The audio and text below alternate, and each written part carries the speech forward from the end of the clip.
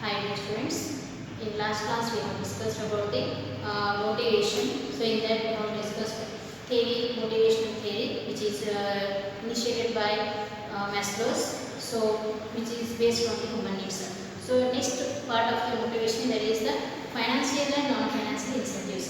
So last ವಿಡಿಯೋದಲ್ಲಿ ನಾವೇನು ಮಾಡಿದ್ವಿ, ಮೋಟಿವೇಶನ್ ಬಗ್ಗೆ ಕಲಿತಿದ್ವಿ. ಸೊ ಮೋಟಿವೇಶನ್ ಇರ್ತಕ್ಕಂಥದ್ದು ಪ್ರೇರೇಪಣೆಯ ಒಂದು ಸಿದ್ಧಾಂತವನ್ನು ಕೂಡ ನೋಡಿದ್ವಿ. ಮೆಸ್ಲೋರ ಪ್ರಕಾರ ಮೋಟಿವೇಶನ್ ಸಿದ್ಧಾಂತ ಯಾವ ರೀತಿ ಕೇಳ್ತದೆ ಅನ್ನೋದನ್ನ. ಸೊ ಇವತ್ತಿನ ಕ್ಲಾಸಲ್ಲಿ ನಾವೇನು ಮಾಡೋಣ, ಹಣಕಾಸು ಮತ್ತು ಹಣಕಾಸೇತರ ಉತ್ತೇಜಕಗಳು. ಸೊ ಹಾಗಾದರೆ ನಾವು ಒಂದು ಆರ್ಗನೈಸೇಷನಲ್ಲಿ ಎಂಪ್ಲಾಯೀಸ್ಗಳಿಗೆ ಯಾವ ರೀತಿ ನಾವು ಮೋಟಿವೇಶನ್ ಮಾಡ್ತೀವಿ ಅನ್ನೋದ್ರ ಮೇಲೆ ಡಿಪೆಂಡ್ ಆಗುತ್ತೆ. ಸೊ ಮೋಟಿವೇಶನ್ ಮಾಡೋದು ಅಂತಂದರೆ ಓನ್ಲಿ ನಾವು ಬಾಯಿಂದ ಹೇಳ್ತಕ್ಕಂಥ ಆಪ್ಷನ್ಸ್ ಮಾತ್ರ ಇರಬಾರ್ದು. ಸೊ ನಾವೇನೇನು ಹೇಳ್ತಾ ಇದ್ದೀವಿ, you have to fulfil the needs of the employees. So you have to motivate them, to encourage, you have to encourage them to get the good performance from the employees ಅಂತ ಹೇಳ್ತೀವಿ. So ಹಾಗಾದರೆ ನಾವು ಯಾವ ರೀತಿ ಉತ್ತೇಜಕಗಳು, incentives, you have to motivate with the help of incentives to the employees to reach your goal. So ನಾವೇನೇನು ಹೇಳ್ತಾ ಇದ್ದೀವಿ, ಮೋಟಿವೇಶನ್ ಪ್ರೇರೇಪಣೆ ಮಾಡುವುದು, ನಾವೇನು ಮಾಡ್ತೀವಿ, ಉತ್ತೇಜಕಗಳ ಮೂಲಕ ಅವರನ್ನು ಪ್ರೇರೇಪಿಸುವುದು ಅಂತ ಹೇಳ್ತಾ ಇದ್ದೀವಿ. ಸೊ ಹಾಗಾದರೆ ಯಾವ ರೀತಿ ಉತ್ತೇಜಕಗಳಿದಾವೆ, ಅದರಲ್ಲಿ ಎರಡು ಪ್ರಕಾರಗಳಿದಾವೆ. ಒಂದು ಫೈನಾನ್ಷಿಯಲಿ, ಅಂದರೆ ಹಣಕಾಸಿನ ಮುಖಾಂತರ ನಾವು ಮಾಡ್ತಕ್ಕಂಥ ಮೋಟಿವೇಶನ್ ಆಗಿರ್ಬೋದು. ಅದರ ಜೊತೆಗೆ ಇನ್ನೊಂದು ಹಣಕಾಸೇತರ ಇರ್ತಕ್ಕಂಥ ಮೋಟಿವೇಶನ್ ಇನ್ಸೆಂಟಿವ್ಸ್ ಆಗಿರ್ಬೋದು. So one is financial incentives and non-financial incentives which are helpful to motivate the employees in the organization. So ಹಾಗಾದರೆ ಫೈನಾನ್ಷಿಯಲ್ ಮತ್ತು ನಾನ್ ಫೈನಾನ್ಷಿಯಲ್ ಇನ್ಸೆಂಟಿವ್ಸ್ ಯಾವುದು ಅಂತ ನೋಡೋಣ. So we going to depend on this financial incentives and non financial incentives means it will help the employees to satisfy their needs with the help of organization. So when they will be satisfied, then automatically they will give a good result to the organization. So what are those financial incentives? First we are going to study financial incentives. Okay, so first financial incentives, in their first one, that is a pay and allowance. So ಮೊದಲನೇದಾಗಿ ಹಣಕಾಸು ಉತ್ತೇಜಕಗಳಿರ್ತಕ್ಕಂಥ motivational options ಯಾವುದಪ್ಪ ಅಂತಂದ್ರೆ ಒಂದು pay and allowances. ವೇತನ ಮತ್ತು ಭತ್ಯೆಗಳು ಅಂತ ಹೇಳ್ತಾ ಇದ್ದೀವಿ.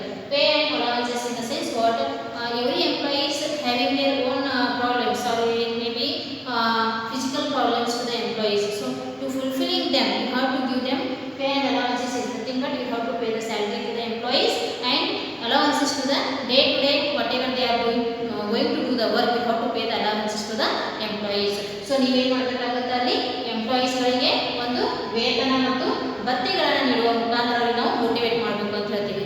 By paying the salary and allowances to the day to day work, you have to with that basis you have to motivate them. Means physically that you are giving the salaries to the employees, then automatically they will be motivated or encouraged to do the work in the organization. So ವೇತನ ಕೊಡೋದ್ರ ಮುಖಾಂತರ ಅಥವಾ ಭತ್ಯೆಗಳ ಮುಖಾಂತರ ಅವ್ರಿಗೆ ಏನು ಮಾಡಬೇಕು, motivate ಮಾಡಬೇಕಾಗುತ್ತೆ. So ಇದು ಒಂದು ಹಣಕಾಸಿನ ಒಂದು ಉತ್ತೇಜಕ ಅಂತ ಹೇಳ್ತಾ ಇದ್ದೀವಿ. So next that is financial incentives, that is productivity linked wage incentives. So next one, that is productivity linked wage incentives. How to pay the wages to the employees when they are going to produce the products in the organization. So when they are doing the work with the machineries, you have to pay the whatever the work they have done. As per the work, you have to give the wages in a correct way, or how many they have to be produced, how the work is to be done by the workers. On that basis you have to pay the wages when they are which is helpful to make the satisfaction to the employees. So productivity linked wage incentives. So next ನಾವು ಇಲ್ಲಿ ಏನು ಹೇಳ್ತಾ ಇದ್ದೀವಿ, ಹಣಕಾಸಿನ ಒಂದು ಉತ್ತೇಜಕದಲ್ಲಿ ಉತ್ಪಾದಕತೆ ಆಧಾರಿತ ವೇತನ ಉತ್ತೇಜಕಗಳು.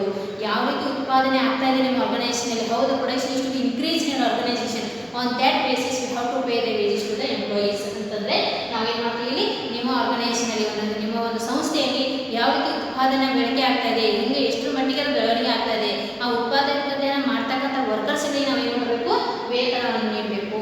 ಸೊ ಅದಕ್ಕೆ ನಾವು ಹೇಳ್ತೀವಿ ವೇಜಸ್ ಅಂತ ಕರೀತಾ ಇದ್ದೀವಿ. ಸೊ ಅದನ್ನು ವೇಜಸ್ ಕೊಡೋ ಮುಖಾಂತರ ಅವ್ರಿಗೆ ನಾವೇನು ಮಾಡಬೇಕು, ಹುರಿದುಂಬಿಸಬೇಕು ಅಥವಾ ಅವ್ರಿಗೆ ಇಂಟ್ರೆಸ್ಟ್ನ ಹೆಚ್ಚು ಮಾಡಲಿಕ್ಕೆ ಹೆಲ್ಪ್ ಮಾಡಬೇಕು, ಅದನ್ನು ಮೋಟಿವೇಟ್ ಮಾಡಬೇಕು ಅಂತ ಹೇಳ್ತೀವಿ. ಸೊ ಅದನ್ನು ಮಾಡೋದ್ರಿಂದ ಅವರಿಗೆ ನಾವು ವೇತನ ಕೊಡೋದ್ರಿಂದ ಏನಾಗುತ್ತೆ, ಅವರಿಗೆ ಸ್ಯಾಟಿಸ್ಫ್ಯಾಕ್ಷನ್ ಆಗ್ತಾರೆ. ಸೊ ಅವ್ರ ನೀಡ್ಸ್ಗಳನ್ನು ಫುಲ್ಫಿಲ್ ಮಾಡಲಿಕ್ಕೆ ಹೆಲ್ಪ್ ಆಗುತ್ತೆ. ಸೊ ಆ ಬೇಸ್ ಮೇಲೆ ನಾವು ಏನು ಮಾಡ್ತೀವಿ, ಅವರಿಗೆ ಮೋಟಿವೇಟ್ ಮಾಡ್ತೀವಿ ಅಂತ ಹೇಳ್ತೀವಿ. Okay, so next financial incentive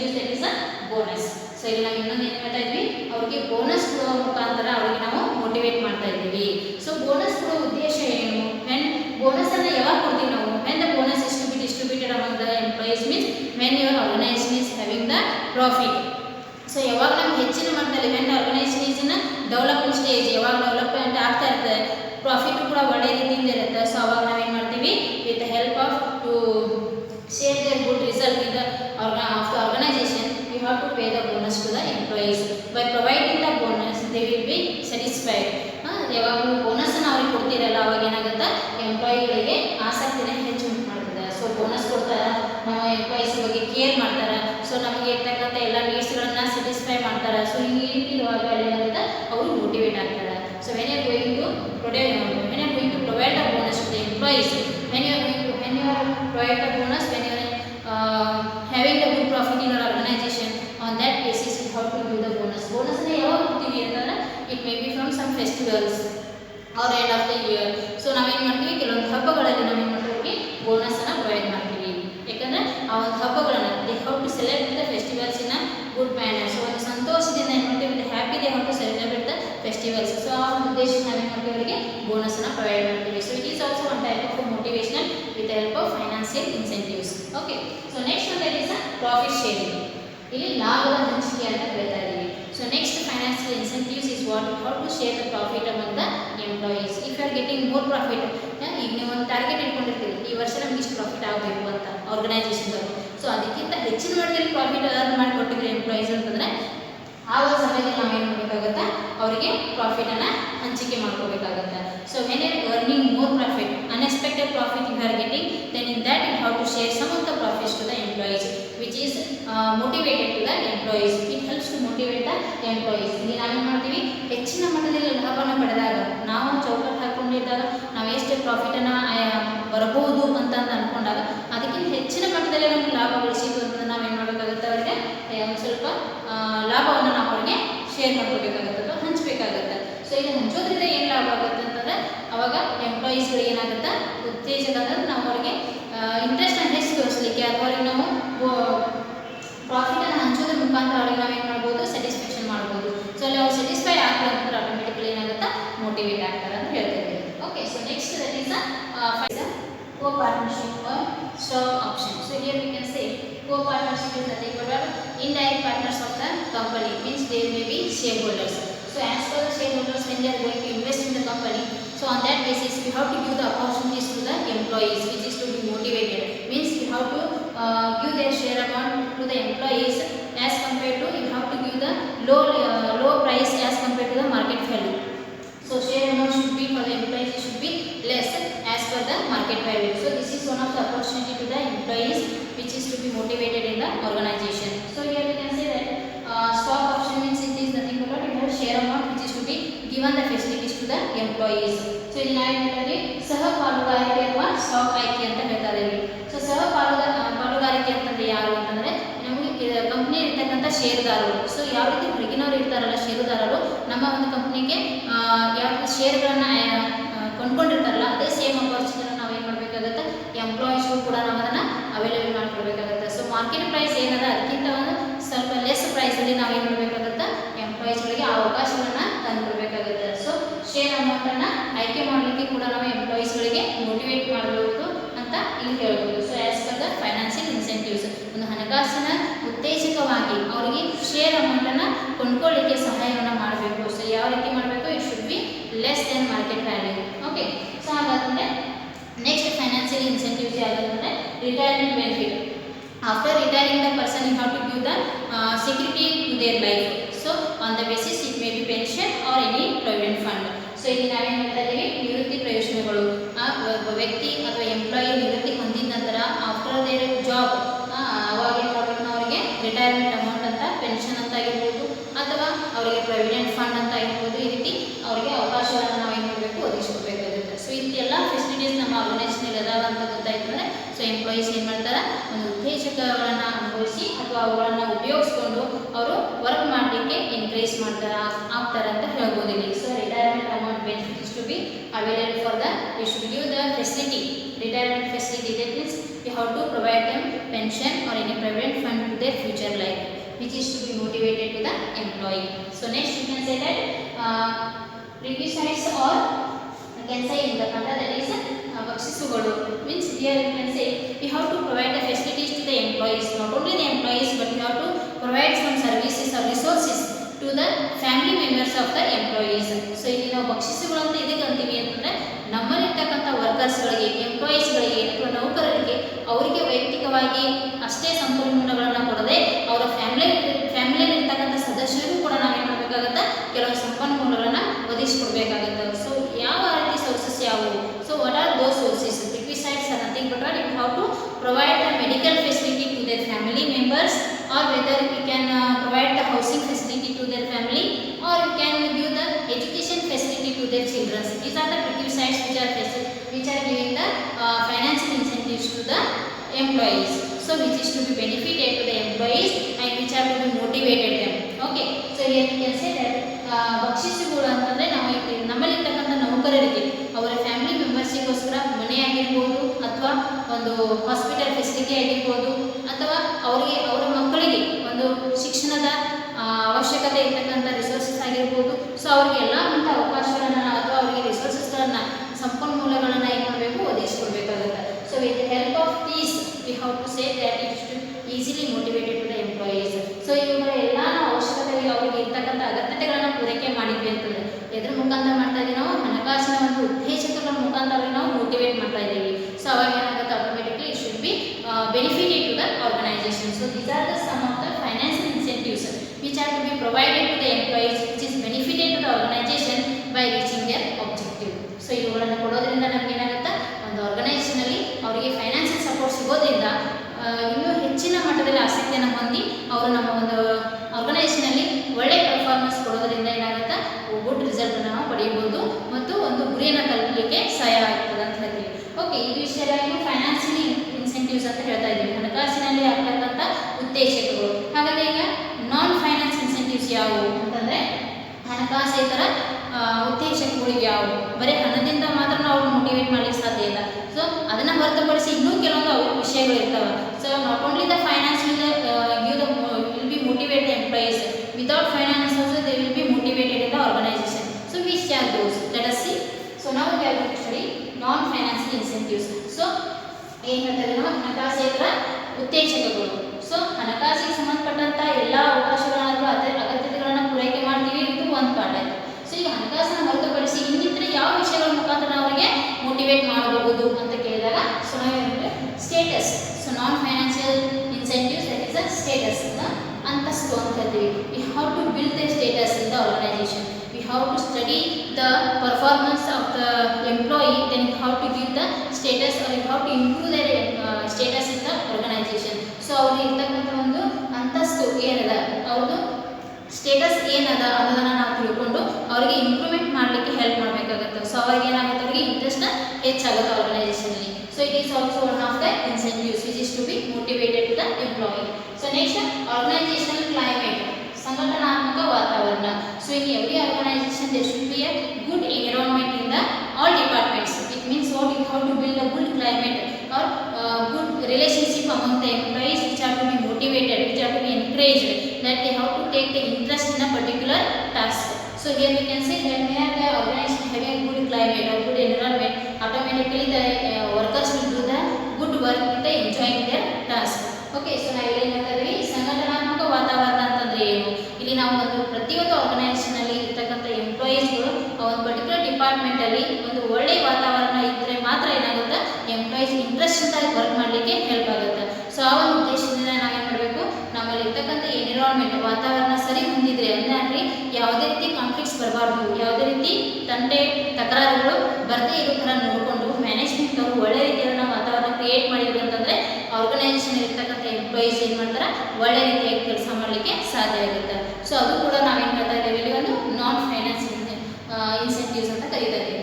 okay, so next, career advancement opportunities ಅಂತಂದರೆ ವೃತ್ತಿ ಉನ್ನತೀಕರಣ ಅವಕಾಶಗಳು.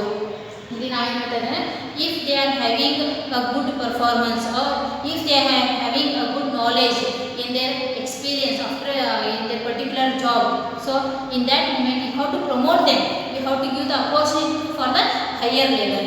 ಯಾವಾಗ ಒಬ್ಬ ಎಂಪ್ಲಾಯಿಗೆ ಒಳ್ಳೆ ನಾಲೆಜ್ ಇರುತ್ತೆ, ಒಳ್ಳೆ ರೀತಿಯಾಗಿ ಅವನ ಪರ್ಫಾರ್ಮೆನ್ಸ್ ಇದೆ ಅಂತ ನಮ್ಗೆ ಯಾವಾಗ ಗೊತ್ತಾಗುತ್ತಲ್ಲ, ಸೊ ಆ ಒಂದು ಮೂಮೆಂಟಲ್ಲಿ ನಾವು ಅವನಿಗೆ ಏನು ಮಾಡಬೇಕು, ಹೈ ಲೆವೆಲ್ ಹೋಗಲಿಕ್ಕೆ ಅಂದರೆ ಏನು, ಹೆಚ್ಚಿನ ಮಟ್ಟದಲ್ಲಿ ಅವನು ಕೆಲಸ ಮಾಡಲಿಕ್ಕೆ ಅವಕಾಶಗಳನ್ನು ಒದಗಿಸ್ಕೊಡ್ಬೇಕಾಗುತ್ತೆ. when you are going to provide the opportunities to an employee, then he is to be encouraged. So ನಾವು ಅವ್ರಿಗೆ ಹೆಚ್ಚಿನ ಕೆಲಸ ಮಾಡಲಿಕ್ಕೆ ಅವಕಾಶಗಳನ್ನು ಒದಗಿಸಿಕೊಟ್ಟಿವಿ ಅಂತ ಅವ್ರಿಗೆ ಏನಾಗುತ್ತೆ, ನಮ್ಗೆ ಹೆಚ್ಚು ರೆಸ್ಪಾನ್ಸಿಬಿಲಿಟಿ ಬರ್ತಾ ಇದೆ ಅಂತ ಒಂದು ಜವಾಬ್ದಾರಿತವಾಗಿ ಕೆಲಸ ಮಾಡಲಿಕ್ಕೆ ಮುಂದಾಗ್ತಾನೆ. It is also one type of motivation ಅಂತ ಹೇಳ್ಬೋದು. Okay, so next job engagement, ಕಾರ್ಯ ಸಂವರ್ಧನೆ ಅಂತ ಹೇಳ್ತಾ ಇದ್ದೀವಿ. ಇಲ್ಲಿ ನಾವೇನು ಮಾಡಬೇಕು, ಯಾವ ವ್ಯಕ್ತಿಗೆ ಯಾವ ಜಾಬ್ ಸುಟೇಬಲ್ ಆಗಿದೆ ಅನ್ನೋದನ್ನ ನಾವಲ್ಲಿ ಅಸೈನ್ ಮಾಡಬೇಕಾಗುತ್ತೆ. So you have to identify for which person you are going to assign a particular task. ನಾವಲ್ಲಿ ಕೊಡ್ತಕ್ಕಂಥ ಕೆಲಸ ಯಾವ ರೀತಿ ಅದ, ಎಷ್ಟು ಮಟ್ಟಿಗೆ ನಾಲೆಜಬಲ್ ಅದ, ಸೊ ಅವನಲ್ಲಿ ಇರ್ತಕ್ಕಂಥ ಸ್ಕಿಲ್ ಯಾವ ರೀತಿ ಅದ ಅನ್ನೋದನ್ನು ಸ್ಟಡಿ ಮಾಡಿ ಅವನಿಗೆ ಇರ್ತಕ್ಕಂಥ ನಾಲೆಜ್ ಬಗ್ಗೆ ಆಗಿರ್ಬೋದು ಅಥವಾ ಅವನಿಗೆ ಇರ್ತಕ್ಕಂಥ ಸ್ಕಿಲ್ ಆಗಿರ್ಬೋದು, ಸೊ ಅವನಿಗೆ ಇರ್ತಕ್ಕಂಥ ಕೌಶಲ್ಯ ಅಥವಾ ಜ್ಞಾನ ಅದ್ರ ಬಗ್ಗೆ ನಾವು ಅಧ್ಯಯನ ಮಾಡ್ಕೊಂಡು ಏನು ಮಾಡಬೇಕು, ಜಾಬ್ ಎಂಗೇಜ್ಮೆಂಟ್ ಆ ಕೆಲಸವನ್ನು ಒಪ್ಪಿಸಿ ಕೊಡಬೇಕಾಗುತ್ತೆ. Okay, then employee recognition programme, ಅದಕ್ಕೆ ನಾವಿದೆ ಉದ್ಯೋಗ ಗುರುತಿಸುವಿಕೆ ಕಾರ್ಯಕ್ರಮ. You have to identify the employees recognition. Recognition ಅಂದರೆ you have to identify, you have to give the feedback. So feedback ಅಂತಂದರೆ ಏನು, ಅವರಿಗೆ ನಾವು ಕೆಲಸ ಮಾಡಿದ ತಕ್ಷಣ ಯಾವ ರೀತಿ ನೀವು ಮಾಡಿದ್ದೀರಿ ಅಂತ ಪ್ರತಿಕ್ರಿಯೆ ಮಾಡಬೇಕಾಗುತ್ತೆ. ಅಂತಂದ್ರೆ ಏನು, ಫೀಡ್ಬ್ಯಾಕ್ ಕೊಡೋದ್ರಿಂದ, ನಾವು ರಿಕಗ್ನೈಸ್ ಮಾಡೋದ್ರಿಂದ ಏನಾಗುತ್ತೆ, ಅವರಿಗೆ ಹೆಚ್ಚಿನ ಮಟ್ಟದಲ್ಲಿ ಇಂಟ್ರೆಸ್ಟನ್ನು ಗಳಿಸ್ಬೋದು. ನೀವು ಮಾಡ್ತಕ್ಕಂಥ ವರ್ಕ್ ಕರೆಕ್ಟ್ ಆಗಿದೆಯೋ ಇಲ್ಲೋ, if it is a very correct answer, then if they are doing a correct job, then you have to recognize that.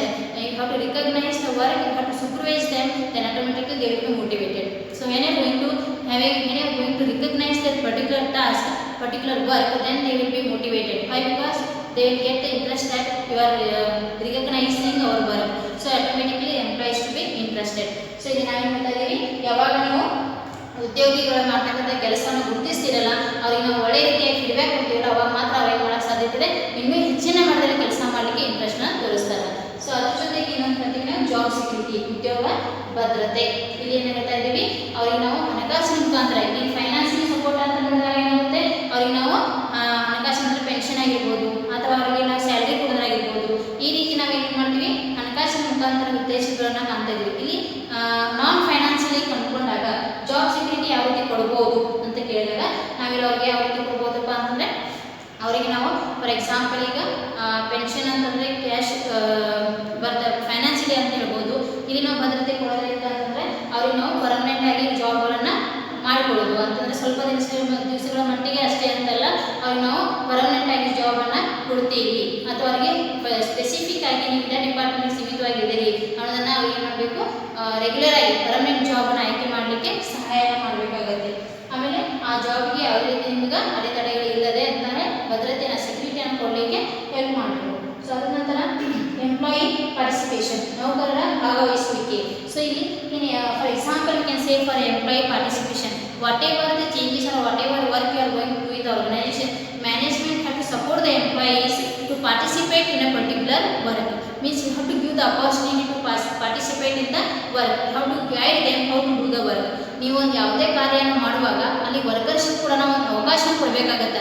ಅಂದರೆ ಇನ್ನು ನಾನು ಹೆಂಗೆ ಹೇಳ್ತೀನಿ ಹಾಗೆ ಮಾಡುವಂತಲ್ಲ, ನಿಮ್ಮ ಸಜೆಷನ್ಸ್ ಏನಿದೆ ಅನ್ನೋದನ್ನು ಕೇಳಿಕೊಂಡು ಅವ್ರಿಗೂ ಕೂಡ as a part of the organisation ಅಂತ ಕನ್ಸಿಡರ್ ಮಾಡಿ ಅವ್ರಿಗೂ ಕೂಡ ನಾವು ಏನು ಮಾಡಬೇಕಾಗತ್ತೆ, ಅವಕಾಶಗಳನ್ನು ಕೊಡಬೇಕು. ಸೊ ಯಾವಾಗ ಅವ್ರಿಗೂ ಕೂಡ ನಾವು ಅವಕಾಶಗಳನ್ನು ಒದಗಿಸ್ಕೊಡ್ತೇವಲ್ಲ, ಅವಾಗ ಏನು ಮಾಡ್ತಾರೆ, ಅವರಲ್ಲಿರ್ತಕ್ಕಂಥ ಸ್ಕಿಲ್, ನಾಲೆಜ್, ಇಂಟ್ರೆಸ್ಟ್ನ ಹೆಚ್ಚಿನ ಮಟ್ಟದಲ್ಲಿ ತೋರಿಸಿ ಎಲ್ಲ ಕೆಲಸಗಳನ್ನು ಕರೆಕ್ಟಾಗಿ ಮಾಡಲಿಕ್ಕೆ ಮುಂದಾಗ್ತಾರೆ ಅಂತ ಹೇಳ್ಬೋದು. You have to give the opportunities to participate in the organisational works. So which is to be motivated the employees. So ಇನ್ನು last point, non financially employee empowerment, ಉದ್ಯೋಗಿ ಸಬಲೀಕರಣ. In the sense we can say that we have to give the leadership quality to the employees. ಇಲ್ಲಿ ನಾವು ಏನು ಹೇಳ್ತಾ ಇದ್ದೀವಿ, ಅವರಿಗೆ ಒಳ್ಳೆ ರೀತಿಯಾಗಿ ಪಾರ್ಟಿಸಿಪೇಟ್ ಮಾಡಲಿಕ್ಕೆ ಹೆಲ್ಪ್ ಮಾಡ್ತೀವಿ. ಅದರ ಜೊತೆಗೆ how to give the leadership quality to take the decisions in the organisation. ಅಂತಂದರೆ ನಾವಲ್ಲಿ ನಮ್ಮದೇ ಆದಂಥ ಒಂದು ಹೆಚ್ಚಿನ ಮಟ್ಟದಲ್ಲಿ ಜ್ಞಾನವನ್ನು ಬಳಕೆ ಮಾಡಿಕೊಂಡು ಅಲ್ಲಿರ್ತಕ್ಕಂಥ ವರ್ಕ್ಗಳಲ್ಲಿ ಒಂದು ನಿರ್ಣಯ ತಗೊಳ್ತಕ್ಕಂಥ ಕೆಪಾಸಿಟಿನ ಅವರಲ್ಲಿ ಬಿಲ್ಡ್ ಮಾಡಬೇಕಾಗತ್ತೆ. ಸೊ ಆ ರೀತಿ ನಾವು ತಗೊಳ್ಳೋದ್ರಿಂದ ಏನೇ ಬೆನಿಫಿಟ್ ಆಗುತ್ತೆ ಅಂತಂದರೆ ಅವರೇ ಮುಂದಾಗಿ ಒಂದು ಹೆಚ್ಚಿನ ಮಟ್ಟದಲ್ಲಿ ರೆಸ್ಪಾನ್ಸಿಬಿಲಿಟಿಯನ್ನು ತಗೊಂಡು ಕೆಲಸಗಳನ್ನು ಮಾಡೋದ್ರ ಮುಖಾಂತರ ಅವುಗಳನ್ನು ಮೋಟಿವೇಟ್ ಮಾಡಲಿಕ್ಕೆ ಸಾಧ್ಯತೆ ಇದೆ ಅಂತ ಹೇಳ್ತಾ ಇದ್ದೀವಿ. So these are the two important incentives which are helpful to the motivate the employees in the organization. One is financial incentives and non financial incentives. So ಇವುಗಳ ಮುಖಾಂತರ ನಾವೇನು ಮಾಡ್ತಾ ಇದ್ದೀವಿ, ಎಂಪ್ಲಾಯೀಸ್ಗಳನ್ನು ಮೋಟಿವೇಟ್ ಮಾಡ್ತಾ ಇದ್ದೀವಿ, ಪ್ರೇರೇಪಣೆ ಮಾಡ್ತಾ ಇದ್ದೀವಿ. ಎದ್ರ ಮುಖಾಂತರ ಮಾಡ್ತಾ ಇದ್ದೀವಿ, ಹಣಕಾಸಿನ ಉತ್ತೇಜಕಗಳ ಮುಖಾಂತರ ಮತ್ತು ಹಣಕಾಸೇತರ ಉತ್ತೇಜಕಗಳ ಮುಖಾಂತರ ಅವರನ್ನು ಮೋಟಿವೇಟ್ ಮಾಡಿ ಆರ್ಗನೈಸೇಷನ್ಗೆ ಬೇಕಾದಂಥ ಎಲ್ಲ ವರ್ಕ್ಗಳನ್ನು ತಗೊಂಡು ಅವರಿಗೆ ಒಂದು ಆರ್ಗನೈಸೇಷನಲ್ಲಿ ಒಂದು ಗುಡ್ ರಿಸಲ್ಟನ್ನು ಅಥವಾ ಒಂದು ಪ್ರಾಫಿಟನ್ನು ಅರ್ನ್ ಮಾಡಲಿಕ್ಕೆ ಮಾಡ್ತದೆ ಅಂತ ಹೇಳ್ತೀವಿ, which is more helpful to reach the objective of the